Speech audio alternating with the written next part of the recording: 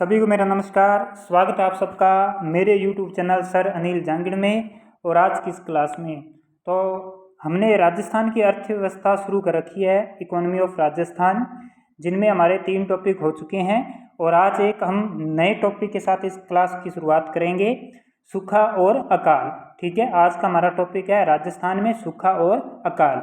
उससे पहले मैं बता दूं, अगर आपने चैनल सब्सक्राइब नहीं किया तो चैनल को सब्सक्राइब कर लीजिए और जो टेलीग्राम चैनल है उसे ज्वाइन कर लीजिए, जिसका लिंक आपको डिस्क्रिप्शन में दिया गया है। अगर किसी ने इससे पहले वाली क्लासेस नहीं देखी है तो उनका जो है आपको आई बटन में लिंक मिल जाएगा या आपको डिस्क्रिप्शन में भी वो मिल जाएंगे। ठीक है, तो उन क्लासेस को जरूर देखिए। तो बात करें आज की टॉपिक की, सूखा और अकाल।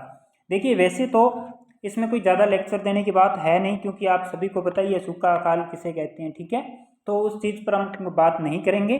ठीक है, हम मेन मुद्दे की बात करेंगे कि अलग अलग समय में देखिए अकाल और सूखा पड़ता रहा है। ठीक है, तो हम उन समय की बात करेंगे। ठीक है, कि कौन से समय में कौन सा अकाल आया था और उसे क्या नाम दिया गया था और कौन सा सन था। ठीक है, उन चीज़ों के बारे में बात करेंगे। ठीक है, तो ये तो आपको पता ही है, सूखा ये एक प्राकृतिक आपदा है। ठीक है, और बाकी आपको इसके बारे में नॉलेज है ही कि सूखा और अकाल क्या होते हैं।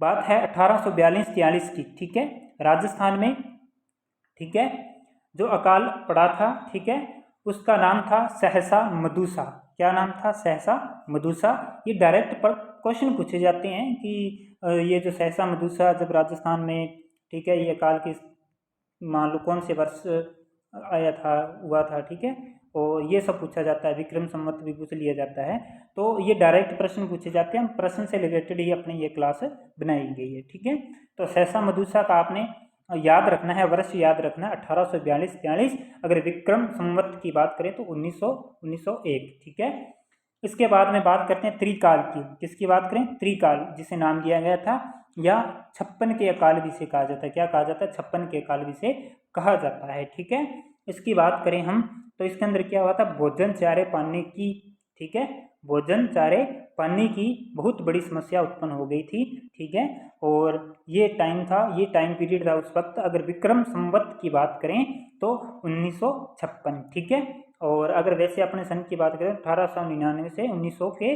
दौरान ये अकाल पड़ा था। ठीक है, और इसके बाद में बात करते हैं महाअकाल। ठीक है, महाकाल आपने याद रखना है, आपने ये सन ही याद रखने हैं, इनसे रिलेटेड ही क्वेश्चन आते हैं ज़्यादातर।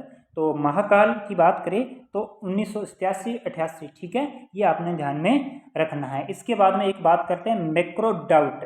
ठीक है, मैक्रो डाउट याद रखना, मैक्रो डाउट 2002, 2002 और 2003 के अंदर ये। ठीक है, और इसका प्रभाव कहाँ कहाँ पड़ा था, कौन कौन से? तो देखिए, पंजाब, हरियाणा, मध्य प्रदेश, पश्चिमी उत्तर प्रदेश, कर्नाटक, आंध्र प्रदेश, तमिलनाडु आदि इन सब राज्यों पर इसका प्रभाव पड़ा था। ठीक है, और बात करें कुल कितने जिले प्रभावित हुए थे, तो कुल जो है 32 जिले प्रभावित हुए थे। याद रखिएगा, इससे रिलेटेड बहुत बार प्रश्न आया है, बहुत बार प्रश्न आया है।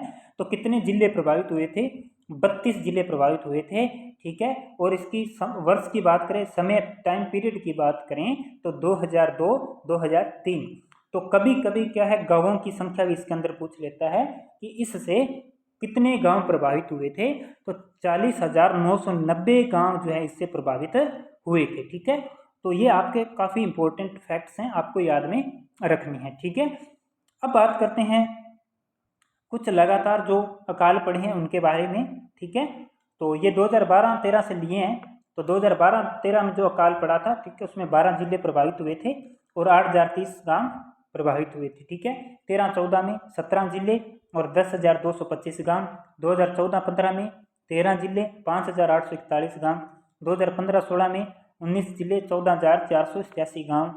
ठीक है, और 2016-17 में 13 जिले प्रभावित हुए थे और 5,656 गांव प्रभावित हुए थे। 2017-18 की बात करें तो इससे 16 जिले प्रभावित हुए थे और 6,838 गांव प्रभावित हुए थे। 2018-19 में 9 जिले प्रभावित हुए थे और 5,555 गांव प्रभावित हुए थे। और बात करें 2019-20 की तो इसमें 21 जिले प्रभावित हुए थे और 14,321 गांव। ठीक है, और 2020-21 की बात करें तो 6 जिले प्रभावित हुए थे और 6 जिलों के जो 62 गांव जो है प्रभावित हुए थे। ठीक है, ये हमने एक मोटे तौर पर वैसे हमने देखा है। बाकी आपने ये जो है ये पूरा पोर्शन आपने अच्छे से तैयार कर लेना है। ठीक है, काफ़ी इंपॉर्टेंट है ये। ठीक है, इसके बाद में हम आगे बात करते हैं। नेक्स्ट बात करें तो अगर अकाल के क्षेत्र की बात करते हैं तो ये इसके संबंध में एक मशहूर दोहा है। ठीक है, तो ये दोहा भी आपने ध्यान में रखना है कि किससे संबंधित कहा गया है। ये अकाल के क्षेत्र अकाल से संबंधित कहा गया है।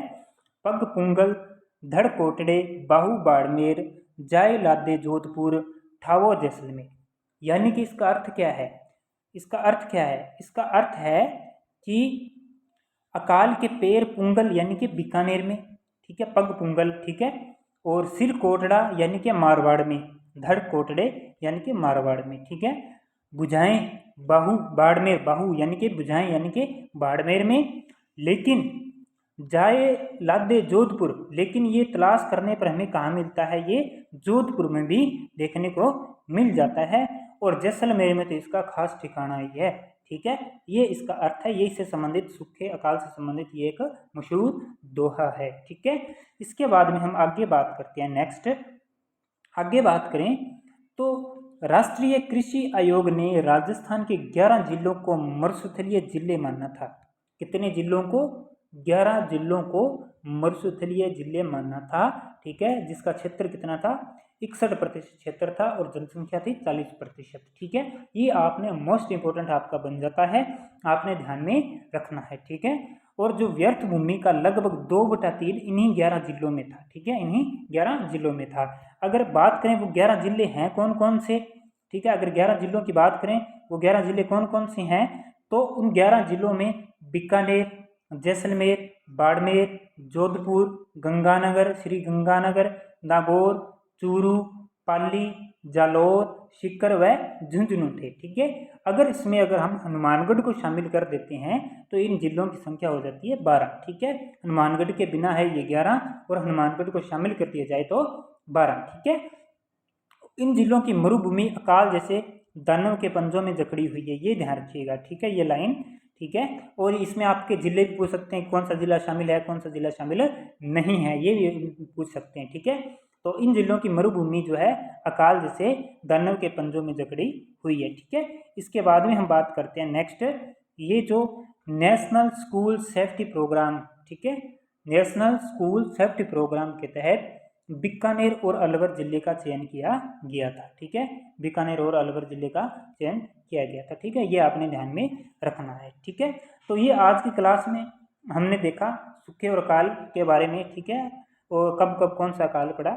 ठीक है, आज की क्लास में इतना ही। इससे आगे की जो क्लास आएगी तो जो योजनाएं जो चलाई गई हैं सूखे और अकाल से संबंधित उनके बारे में हम पढ़ेंगे। ठीक है, तो आज के लिए इतना ही। उम्मीद करता हूँ कि आपको क्लास अच्छी लगी होगी। अगर आपके समझ में आया है तो प्लीज़ चैनल को सब्सक्राइब कीजिए, शेयर कीजिए, लाइक कीजिए, कमेंट कीजिए। मिलते हैं अगली क्लास में। धन्यवाद।